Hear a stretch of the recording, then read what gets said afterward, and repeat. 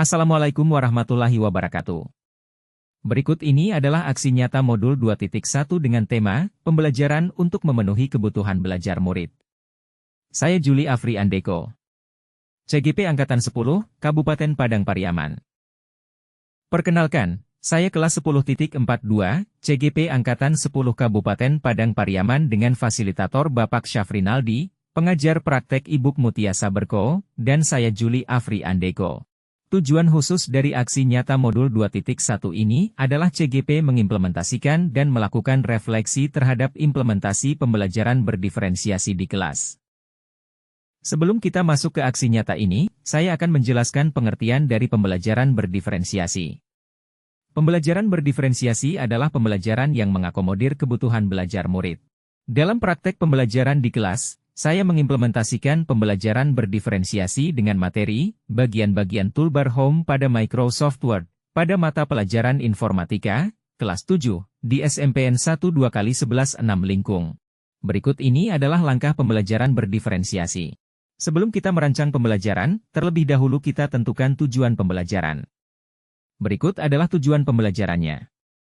1. Melalui sajian materi guru, peserta didik bisa menjelaskan kegunaan aplikasi pemroses teks, pemroses lembar kerja dan presentasi dengan tepat.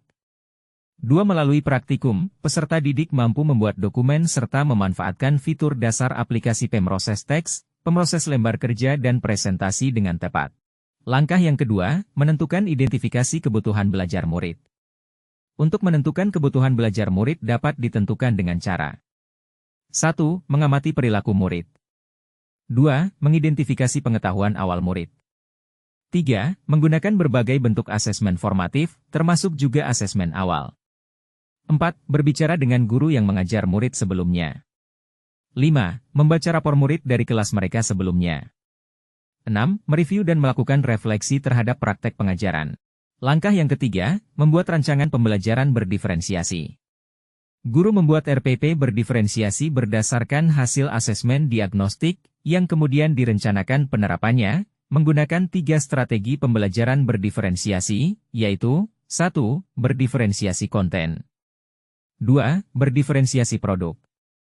3. Berdiferensiasi proses. Berikut ini adalah pelaksanaan pembelajaran berdiferensiasi. Pada kegiatan pendahuluan, guru melakukan kegiatan awal pembelajaran dengan memastikan peserta didik siap dalam mendapatkan ilmu terlebih dahulu. Hal yang dilakukan adalah diawali dengan doa bersama, kemudian menyapa murid dan menanyakan keadaan serta perasaannya, kemudian melakukan presensi. Untuk membuat suasana kelas menyenangkan, guru melakukan ice breaking dan selanjutnya, guru memberikan pertanyaan mengenai materi pelajaran minggu lalu, dan kemudian memberikan pertanyaan pemantik terkait dengan materi pelajaran yang akan diberikan, agar siswa lebih siap dalam menerima pembelajaran yang akan diberikan. Pada kegiatan inti, guru memberikan penjelasan terkait materi yang dibahas pada hari ini, yaitu bagian-bagian toolbar home pada MS Word. Siswa dibagi beberapa kelompok sesuai dengan gaya belajar masing-masing, yaitu gaya belajar audio, visual dan kinestetik. Kemudian guru menerapkan pembelajaran berdiferensiasi konten sesuai dengan gaya belajar siswa tersebut. Berikut ini adalah gaya belajar visual dengan melihat poster sebagai sumber belajar. Siswa akan mendapatkan poster dengan men-scan barcode ini. Berikut ini adalah gaya belajar auditory dengan melihat video pembelajaran sebagai sumber belajar. Siswa akan mendapatkan video dengan men-scan barcode ini. Berikut ini adalah gaya belajar kinestetik dengan praktikum melihat langkah-langkah kerja sebagai sumber belajar. Siswa akan mendapatkan langkah-langkah kerja dengan men-scan barcode ini. Pada tahap akhir dalam pembelajaran, yaitu, guru bersama siswa melakukan refleksi dan penutup. Guru menanyakan perasaan murid setelah melakukan pembelajaran, dan hal apa yang sudah mereka pelajari, apa yang mereka sukai dan apa yang membuat mereka merasa terbebani. Murid diminta memberikan kesimpulan pada pembelajaran yang dilakukan, kemudian murid diminta mencurahkan perasaannya setelah melakukan aktivitas pembelajaran. Pembelajaran ditutup dengan doa.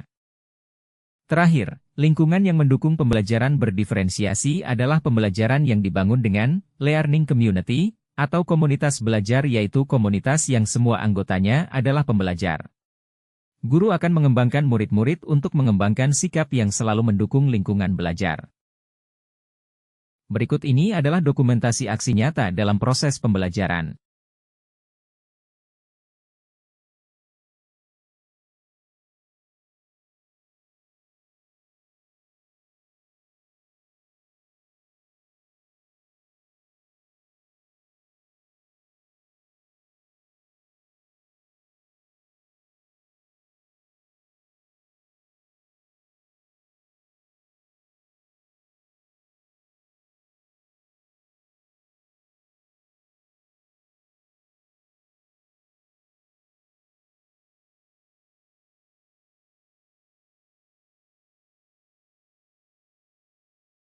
Demikianlah aksi nyata modul 2.1 dengan tema, pembelajaran untuk memenuhi kebutuhan belajar murid.